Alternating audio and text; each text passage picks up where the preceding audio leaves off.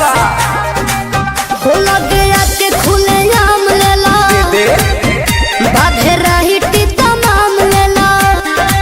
न time waste करो test अभी टटके हेबे अरे टटके हेबे तनी देखी जरा आवा तोहरा आम के सवाद गोरी खटके बाकी हटके तोहरा आम के सवाद बड़ी खटके बाकी हटके तनी चिखा ना दो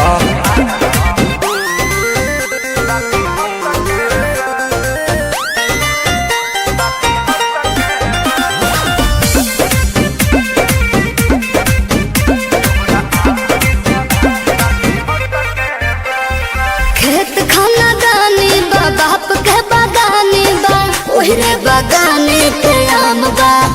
लल्ला भर झोरा सस्ते ही दाम बा बात राइट बा एक बाइट में लोग के पता तो चलिए जाए तोहरा चीज के न कवनो जवाब बाटे हिसाब बाटे चलो तारा खाती दू चार पैसा घट के दे अरे घट के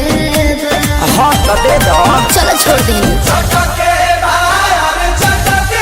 अरे तोरा आम के सवाद गोरी खटके बाकी हटके